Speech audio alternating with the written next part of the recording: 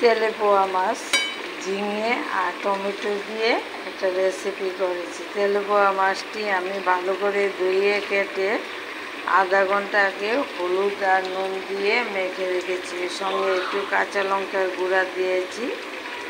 মাছটি ভাজা করে আমি টমেটো আর ঝিঙে সম্বারের সঙ্গে উপকরণ যখন দেব তখন দিয়ে দেবো। ঝিঙাটি আগে কেটে লবণ দিয়ে মেখে রেখেছি। ঝিঙে তো শক্ত, তার জন্য লবণ দিয়ে নুন দিয়ে আমি ভালো করে মেখে ওটা রেখেছি।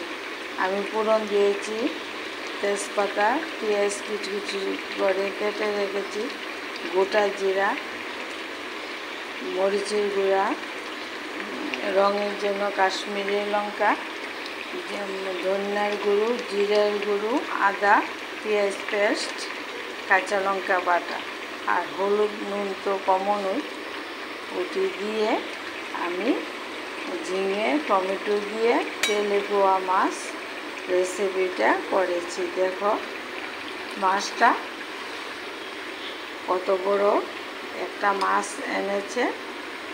আমি এই রেসিপিটা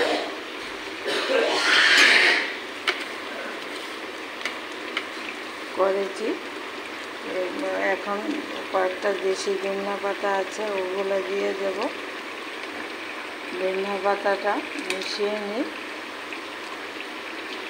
তেলে পোয়া মাছ ঝিঙে দিয়ে টমেটো দিয়ে আমি করেছি। দেখো দারুণ। একটু নুন আর হলুদ দিয়ে দিতে ঠিক আছে কিনা, দারুণ হয়েছে। এই যে তেলে পোয়া মাছ ঝিঙে আর টমেটো দিয়ে রান্না করেছি। এখন আমি যে যেরকম ঝোল খাও সেই রকম ঝোল রাখবে। ঝিঙে থেকে তো জল উঠে, তার জন্য আমি অল্প করে ঝোল দিয়েছি। আমি তেলে পোয়া মাছটা এখন আস্তে আস্তে আমি নামিয়ে নেব।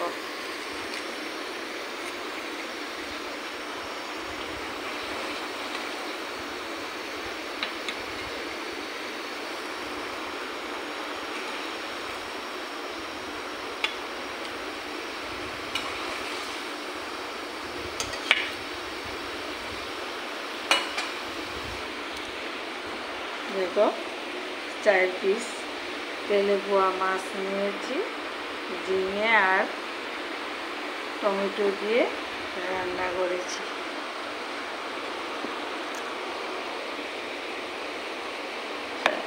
ঝিঙে টমেটো দিয়ে তেলে পোয়া মাছের রেসিপিটা করেছি, ওটাও তোমাদের সঙ্গে শেয়ার করেছি।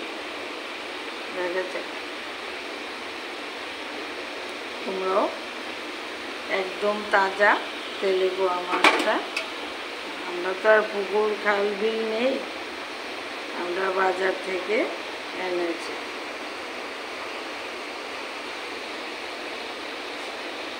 তোমরা এইভাবে করে খাবে, খেয়ে আমাকে লাইক কমেন্ট করে জানাও।